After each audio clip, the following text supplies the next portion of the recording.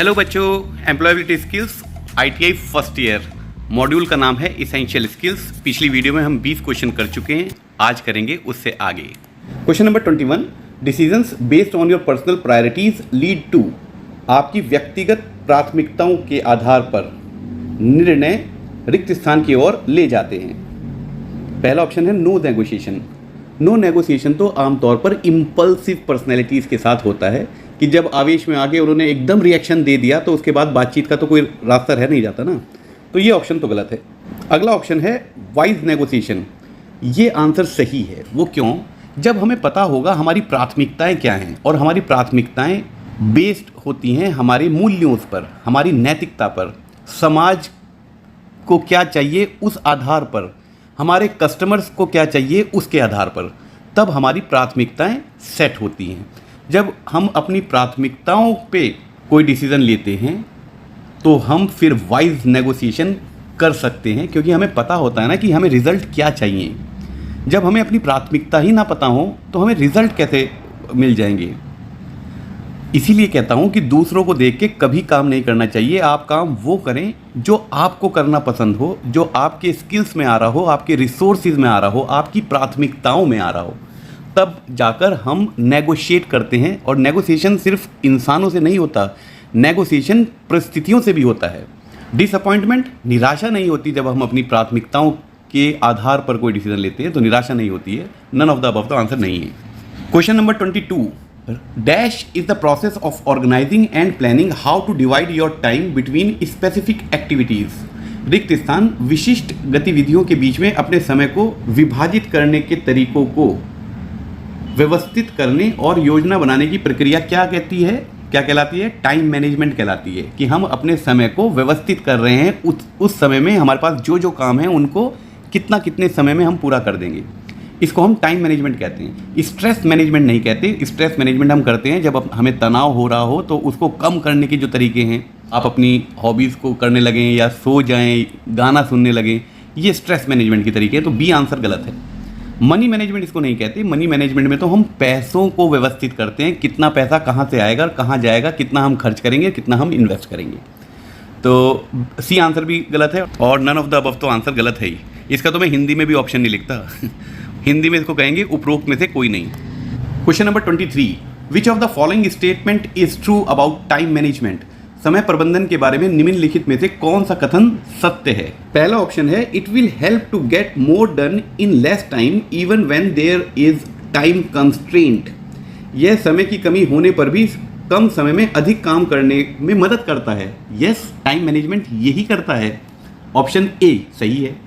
अगला ऑप्शन है good time management enables you to work smarter.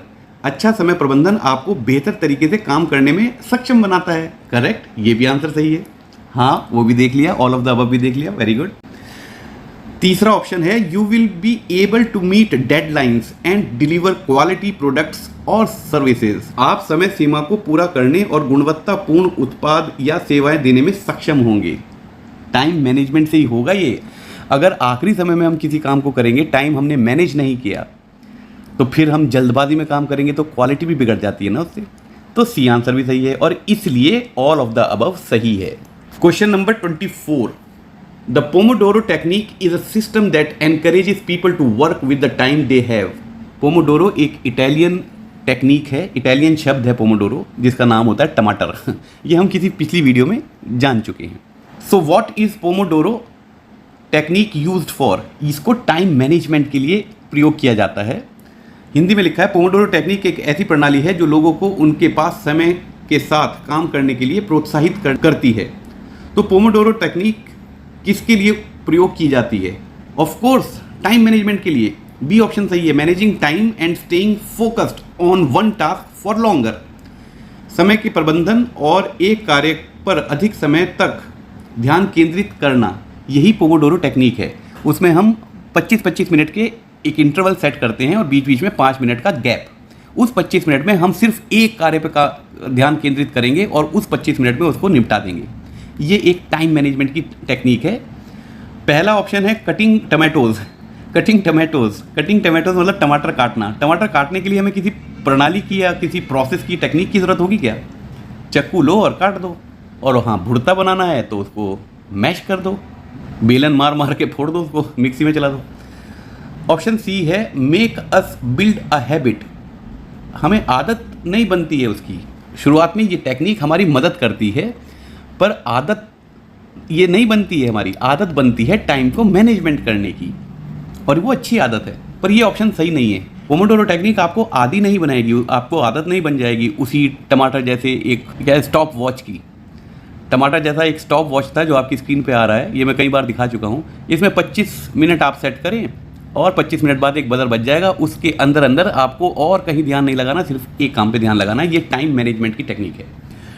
Last option है to express respect for elders, अपने बड़ों के लिए आदर करना सिखाता है पोमोडोरो टेक्निक, नहीं, वो हमारे संस्कार सिखाते हैं।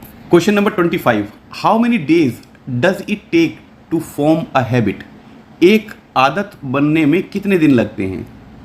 3 वीक्स यानी कि 3 हफ्ते यानी कि 21 दिन। और आप इसको महसूस भी करना, आप में से जितनों ने व्यायामशाला, जिसको हम जिम्नेजियम कहते हैं, अगर आप कभी गए हों, पहले हफ्ते रोज़ आना ये मन करेगा, आज नहीं जाता, बहुत शरीर में दर्द हो रहा है। एक हफ्ते बाद वो दर्द होना कम हो जाएगा और तीसरे हफ्ते के बाद आपको मज़ा आना शुरू हो जाएगा, फिर आप छुट्टी नहीं करना चाहेंगे। एक आदत बन जाती है 3 हफ्तों में। इसी तरह जब हम पढ़ाई शुरू करते हैं, कोई नया सेशन शुरू करते हैं, कोई नया कोर्स शुरू करते हैं, पहले 1 हफ्ते हमें कुछ बहुत ज़्यादा समझ नहीं आता है, अच्छा तो लगता है लेकिन समझ नहीं आता। रोज़ाना घर से जाना, और या तो चीज़ें बहुत आसान हैं और या चीज़ें बिल्कुल नई हैं, तो उनको सीखने के लिए थोड़ा स्ट्रेस आता है। पर अगर 3 हफ्ते आप लगातार उन पढ़ाइयों में रहेंगे तो तीसरे हफ्ते के बाद आपको मज़ा आना शुरू हो जाएगा और शिक्षा मज़े में की जाती है। तो इसका सही आंसर 21 डेज है। 21 दिन लगते हैं आपको कोई नई हैबिट बनाने में, ऐसा रिसर्चेस कहती हैं, ऐसा कोई फिलोसफर नहीं कहता है। ये रिसर्च के बाद पता चला है कि कम से कम 3 हफ्ते हमें लगते हैं किसी नए आदत को बनाने में। आप आज से इंग्लिश की मूवीज़ देखना शुरू करें या इंग्लिश की न्यूज़ देखना शुरू करें, 3 हफ्ते तक आपको कुछ समझ नहीं आएगा, पर 3 हफ्ते के बाद आपको वो समझ में आना शुरू हो जाएगा and you start liking it, आपको वो पसंद आना शुरू हो जाएगा, आपकी आदत बन चुकी होगी। और ये मिनिमम है। और अगर आपका नज़रिया ठीक नहीं है तो किसी काम को आदत बनाने में पूरी ज़िंदगी भी कम पड़ जाती है। Question number 26, dash refers to the processes of budgeting, saving, investing and spending our resources well. रिक्त स्थान हमारे संसाधनों को अच्छी तरह बजट करना मतलब जैसे सरकार नहीं करती, साल की शुरुआत में बजट कर देती है, इतने लाख रुपए इस काम के लिए रखे जाएंगे, इतने करोड़ रुपए इस काम के लिए रखे जाएंगे, वो बजट होता है। बचत करना, फिर कुछ बचत कर लेना, जैसे हमारा खजाना बढ़ता रहता है सरकार का। निवेश करना यानी कि इन्वेस्ट करना, भाई सड़कों में इन्वेस्ट करना है या नए हॉस्पिटल बनाने हैं या नए स्कूल्स बनाने हैं, उनको निवेश करना कहते हैं। और खर्च करना, जैसे फ्री राशन बांट दिया, फ्री बिजली बांट दी, ये सब खर्चे हैं। ये इन्वेस्टमेंट नहीं है, इनसे हमें कमाइयाँ नहीं होती, ये सिर्फ खर्चे हैं। समझ में आ गई सारी बात? करने की प्रक्रियाओं को संदर्भित करता है। कौन करता है भाई? इसको हम कहते हैं मनी मैनेजमेंट। हम पैसों की बजटिंग करते हैं। जो सरकार बजट बनाती है वो लाख रुपयों में बनाती है ना? तो पैसों का ही तो मामला आ रहा है। मनी मैनेजमेंट कहते हैं, स्ट्रेच मैनेजमेंट उसको नहीं कहते, टाइम मैनेजमेंट उसको नहीं कहते, और none of the above. 27th, an example of desires is, desire कहते हैं उर्दू में ख्वाहिशें को, हसरतें मतलब जो आप सपनों में सोचते हैं कि मुझे यहाँ पहुँचना है, उनको हम डिज़ायर्स कहते हैं। ठीक है, इच्छाओं का एक उदाहरण क्या है? बुक्स एंड पेन, किताबें और पेन, ये हमारी हसरतें हो सकती हैं? नहीं, ये तो अब सरकार फ्री बांटती है जिसके पास नहीं है। एन एक्सपेंसिव बाइक, एक बहुत महंगी बाइक, यस, ये डिज़ायर हो सकती है। मोबाइल रिचार्ज 20 रुपये में हो रहा है, ये कहाँ हमारी ख्वाहिश रह गई? कौन सा ऐसा आप में से है जिसको ये ख्वाहिश होती होगी कि काश मेरा मोबाइल रिचार्ज हो जाए तो कितना ही मज़ा आ जाए? तो ये आंसर भी गलत है। यूनिफॉर्म तो फ्री बट रही हैं भाई, कहाँ डिज़ायर रह गई है? इसका सही आंसर है एक्सपेंसिव बाइक। डिज़ायर, इच्छाएं, ख्वाहिशें वो होती हैं जो मुश्किल होती हैं पाना। तो इन चारों ऑप्शंस में डिज़ायर है expensive bike. Question number 28, when spending money last priority should be given to, पैसा खर्च करते समय अंतिम प्राथमिकता किसको देनी चाहिए? डिज़ायर्स को देनी चाहिए, क्योंकि डिज़ायर से पहले आती हैं आपकी वांट्स वांट्स मतलब जो आप चाहते हैं, जिनकी ज़रूरत पड़ रही है, नीड्स उनको कह सकते हैं, ठीक है। तो आखिरी में कौन सी चीज़ आएगी? सबसे अंतिम में जो पैसा आपके पास है, सबसे आखिर में डिज़ायर्स पे खर्च करो। ऐसा नहीं होना चाहिए कि वजीफ़ा आया और आपने सबसे पहले मोबाइल ख़रीद लिया। मोबाइल महंगा ख़रीदना आपकी डिज़ायर हो सकती है, या नया मोबाइल ख़रीदना आपकी डिज़ायर हो सकती है इस उम्र में, कोई बड़ी बात नहीं है। लेकिन सबसे पहले पैसा कहाँ खर्च होगा? ज़रूरतों पे। और ज़रूरत क्या है आपकी? पढ़ाई। और पढ़ाई पे लगाया हुआ पैसा खर्चा नहीं कहलाता है, इस बात को ध्यान रखना। उसको इन्वेस्टमेंट कहते हैं, क्योंकि पढ़ाई पे लगाया गया पैसा आपको पूरी उम्र हर महीने वापस कर देगा, इतना जितना कोई बिजनेस नहीं कर सकता, जितना कोई बैंक आपको ब्याज नहीं दे सकता। इससे बढ़िया इन्वेस्टमेंट नहीं हो सकता पढ़ाई से अच्छा। So be very careful. All of the above इस केस में आंसर नहीं है, क्योंकि अंतिम प्राथमिकता हम किसको देंगे? डिज़ायर्स को देंगे। डिज़ायर्स हम तब पूरी करेंगे जब हम उतने सक्षम होंगे कि हमारी ज़रूरतें ना रुक रही हों। बहुत सारे बच्चों की तो ITI बीच में छोड़ देते हैं कि पैसा जो खर्च हो गया वो मोबाइल में हो गया, महंगे जूतों में हो गया, गायें खरीद ली। बड़े मज़ेदार हो तुम लोग। Question number 29, the 3 stages of money management are saving, investing and expenditure. Correct answer A सही है। एक्सपेंडिचर कहते हैं खर्चों को। अब जो खाने पीने का सामान है, आपकी मजबूरी है उस पर खर्च करना, दवाइयों पे खर्च करना एक्सपेंडिचर कहलाता है। पढ़ाई पर, किसी बिजनेस में, वो इन्वेस्टमेंट की नज़रों से देखना चाहिए। तो मनी मैनेजमेंट के 3 चरण, बचत, निवेश और व्यय या खर्च। निवेश और खर्च में एक फ़र्क है। फिर आपको इस बात को समझा दूं, शिक्षा में लगाया गया पैसा खर्चा ना माना करो, उसको इन्वेस्टमेंट माना करो, और ऐसी जगह पैसा लगाया करो जहां पर ज़्यादा रिटर्न आए। थोड़ा बिजनेस माइंड से भी सोचा करो। ऑल ऑफ द अबव इस केस में भी आंसर गलत है, क्योंकि मनी मैनेजमेंट के 3 चरणों में से कोई सा एक रिक्त स्थान में आएगा। 2 चरण वो बता चुके हैं, तो तीसरा चरण ऑल ऑफ द अबव तो नहीं हो सकता ना। तो इसका सही उत्तर ए है, expenditure. Question number 30, this intention to move out of one's place to another for better jobs is called. बेहतर नौकरियों के लिए एक स्थान से दूसरे स्थान पर जाने के इस इरादे को क्या कहा जाता है? उसको कहा जाता है प्रवास। प्रवासी जो कारीगर होते हैं, मतलब जो दूसरे शहर से आके यहाँ काम करते हैं, उनको हम प्रवासी कहते हैं हिंदी में, और इंग्लिश में उनको कहते हैं माइग्रेशन। मिटिगेशन कहते हैं शमन को, मतलब किसी चीज़ को ख़त्म कर देना। ये आंसर नहीं हो सकता। हम बेहतर जॉब के लिए अपने शहर को छोड़ के दूसरे शहर में जाते हैं तो उसको शमन थोड़ी कहते हैं। लिटिगेशन, अभियोग, ये एक कानूनी वर्ड है। ये भी इसका प्रश्न में जो पूछा गया है उसका उत्तर ये नहीं है। माइग्रेशन आपका आंसर सही है, ऑप्शन सी सही है।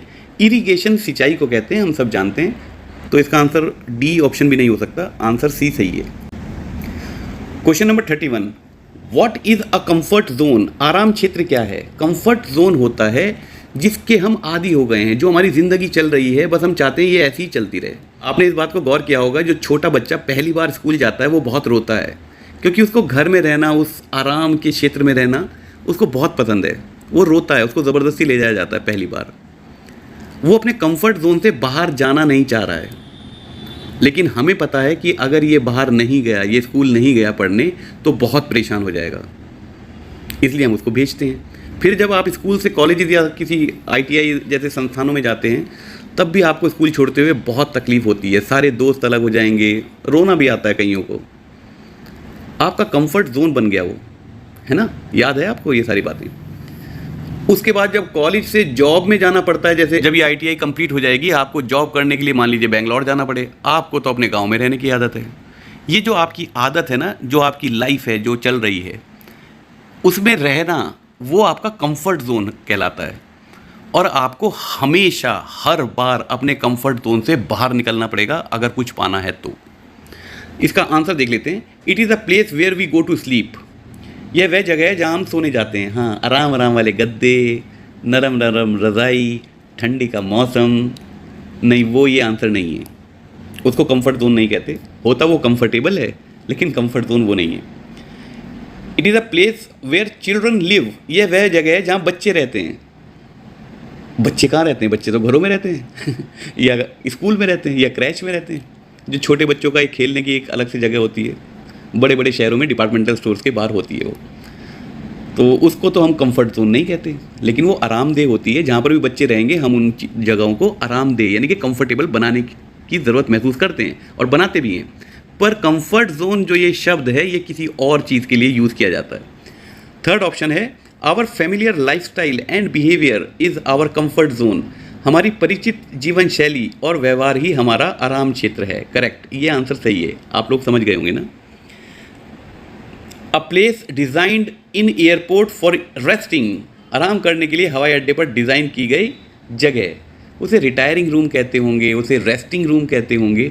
कंफर्ट जोन कुछ और होता है, आप समझ गए, वो ऑप्शन सी है।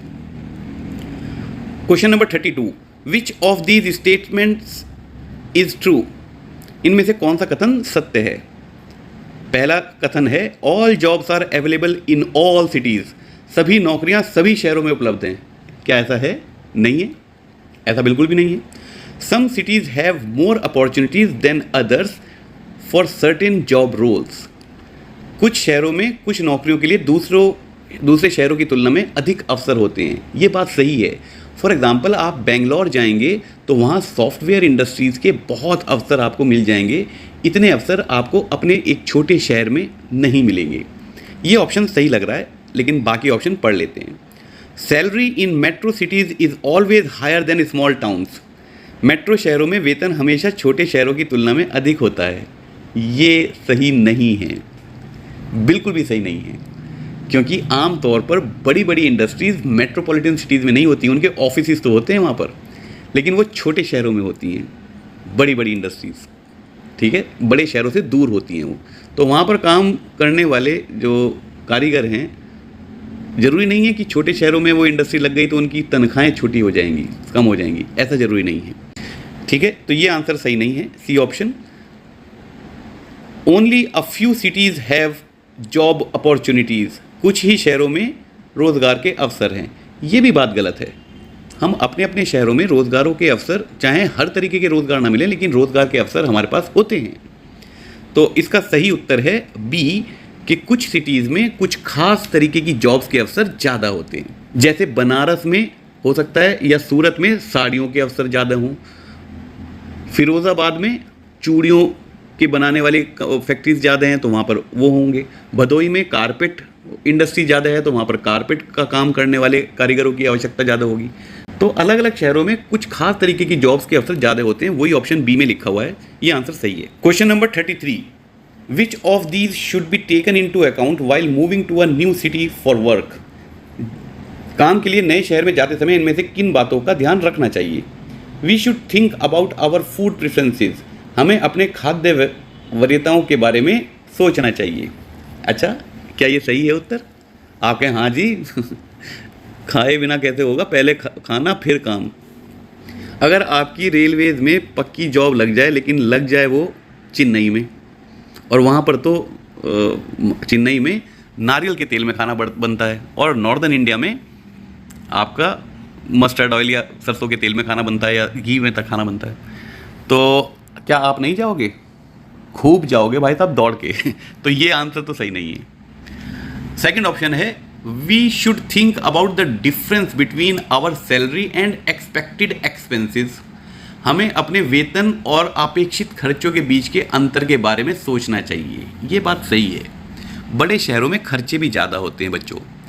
फॉर एग्जाम्पल, अगर आप अपने घर के पास कोई जॉब कर रहे हो और आपको वेतन मिल रहा है 8,000 रुपये माह, और आप बेंगलोर में जॉब कर रहे हो और आपको वेतन मिल रहा है 25,000 रुपये महीना, मैं आपको गारंटी दे रहा हूँ कि इस 8,000 रुपये में जब आप रोज़ाना घर से जाएंगे, पूरे 8 घंटे 10 घंटे काम करेंगे, 10 घंटे के तो 8,000 रुपये कोई नहीं दे रहा है, ज़्यादा ही मिलते हैं, 8 घंटे काम करेंगे, हफ्ते में एक छुट्टी भी मिलेगी, ना कपड़े धोने की टेंशन, ना खाना बनाने की टेंशन, घर में सब कुछ है। आप उन 8,000 रुपयों में से पक्का बता रहा हूँ 5,000 रुपये बचा लेंगे। और अगर आप बेंगलोर में 25,000 30,000 रुपये की जॉब कर रहे हैं तो मैं आपको गारंटी दे रहा हूँ कि आपको घर से मंगवाने पड़ेंगे पैसे। तो ये ज़रूर देख लेना चाहिए कितनी तनख्वाह मिल रही है, ये मत देखो, बचत कितनी हो रही है ये देखो। तो बी ऑप्शन सही है। We should think about the language difference, हमें भाषा के अंतर के बारे में सोचना चाहिए। अगर आपकी जॉब लग रही है तो आपको भाषा के अंतर के बारे में सोचने का मौका मिलेगा या आप चाहेंगे? अगर जॉब अच्छी है तो आप तो कूद के जाएंगे ना, दौड़ के जाएंगे वहाँ पर। तो ऑप्शन सी भी सही नहीं है। We should think about how much we will miss the comfort of our home, हमें सोचना चाहिए कि हम अपने घर के आराम को कितना मिस करेंगे। ये सोचने लगोगे तो आप कभी नहीं जाओगे, अपने कंफर्ट जोन से बाहर ही नहीं निकल पाओगे। बाकी तीनों आंसर गलत हैं। लेकिन आपको ये ज़रूर देखना चाहिए कि जिस जॉब के लिए हम जा रहे हैं हम पूरा अपना समय देंगे और वहाँ के खर्चे भी हम मीट नहीं कर पाएंगे तो आप क्यों जाओ? खर्चे ज़्यादा हैं, इनकम कम है, तो ये बात तो आपको ज़रूर सोचनी चाहिए। ऑप्शन बी सही है। Question number 34, which of these expenses are incurred when we move to a new city, जब हम किसी नए शहर में जाते हैं तो इनमें से कौन सा खर्च होता है? बाइंग न्यू क्लोथ्स, नए कपड़े खरीदना। क्यों? घर से नहीं लेके जाओगे, वहाँ जाते ही नए कपड़े खरीदने हैं आपको। बाइंग बुक्स, किताबें खरीदना। क्यों खरीदोगे भाई किताबें, आप जॉब करने जा रहे हो। बाइंग शूज़, जूते खरीदना। क्या नंगे पैर ही जा रहे थे क्या यहाँ से? ये सब आंसर गलत हैं। रेंट ऑफ एन अकोमोडेशन, आवास का किराया। भाई रहना तो पड़ेगा ना, रहना तो पड़ेगा ना, तो ऑप्शन डी सही है। हमें कोई ना कोई तो आवास चाहिए, उसका किराया देना होगा, तो वो खर्चा तो हमारा होगा ही होगा। ठीक है, कपड़े हम घर से ले जाएंगे, जूते हम घर से ले जाएंगे, और अगर कोई किताब ऐसी खास है जिसको पढ़े बिना आपको नींद नहीं आती तो उसको अपने, वो तो होगी ना आपके पास, उसको ले जाना अपने घर से। Question number 35, which among these are not good manners while travelling in public transport, इनमें से कौन सा सार्वजनिक परिवहन में यात्रा करते समय अच्छा शिष्टाचार नहीं है? देख लेते हैं। Push back our seat without checking with the person on the back seat, पिछली सीट पर बैठे व्यक्ति को जांच किए बिना हमारी सीट को पीछे धकेलें, ऐसा हमें नहीं करना चाहिए। ऑप्शन ए सही है। दूसरा ऑप्शन है be polite to fellow passenger and staff, सभी यात्रियों और कर्मचारियों के प्रति विनम्र रहें। जितने भी स्टाफ हैं उनके साथ विनम्र रहें, और आपके साथ जो ट्रैवल कर रहे हैं उनके साथ भी विनम्र रहें, मतलब आदरपूर्ण रहें। तो ये तो हमें करना चाहिए ना। हमसे तो पूछा जा रहा था अच्छे शिष्टाचार नहीं हैं, ये तो अच्छा शिष्टाचार है भाई। तो ऑप्शन बी गलत हुआ। Follow the instructions of the cabin manager, cabin manager के निर्देशों का पालन करें। हमें फॉलो करना चाहिए, जो जिसका काम है वो बेचारा निर्देश देगा तो आपको वो मानना चाहिए। तो ये भी अच्छा शिष्टाचार है, ये भी आंसर गलत हुआ। स्पीक इन लो वॉइस, धीमी आवाज़ में बोलें। आप गला फाड़ फाड़ के दो दोस्त जो हैं अटेंशन लेने के लिए बहुत ज़ोर ज़ोर से बोल रहे हैं, तो हो सकता है आपको कोई कुछ ना कहे लेकिन किसी को वो पसंद नहीं आ रहा होगा। आप धीमी आवाज़ में बोलें, दूसरों को डिस्टर्ब ना करें, क्योंकि वो एक सार्वजनिक परिवहन में आप ट्रैवल कर रहे हैं, आपकी पर्सनल कार नहीं है वो। सर इस क्वेश्चन का आंसर ए सही है। इस मॉड्यूल का और इस वीडियो का लास्ट क्वेश्चन है 36, which of these documents are not compulsory required for international travel, अंतर्राष्ट्रीय यात्रा के लिए इनमें से कौन सा दस्तावेज अनिवार्य रूप से आवश्यक नहीं है? पासपोर्ट, उसके बिना कैसे जाओगे दोस्त? वीज़ा, वीज़ा के बिना कैसे जाओगे? भले ही घूमने जा रहे हो तब भी आपको टूरिस्ट वीज़ा तो चाहिए। वीज़ा तो उस कंट्री का आपको चाहिए, उस कंट्री में जाने के लिए, अगर कोई विदेश में आप जा रहे हैं घूमने के लिए। तीसरा ऑप्शन है पर्सनल आइडेंटिफिकेशन लाइक आधार कार्ड, व्यक्तिगत पहचान पत्र। यस, ये भी आपको ले जाना चाहिए। पासपोर्ट और वीज़ा के अलावा एक और अपनी आइडेंटिटी आपको अपने साथ रखनी चाहिए। इलेक्ट्रिसिटी बिल, बिजली का बिल ले जाके क्या करोगे दोस्त?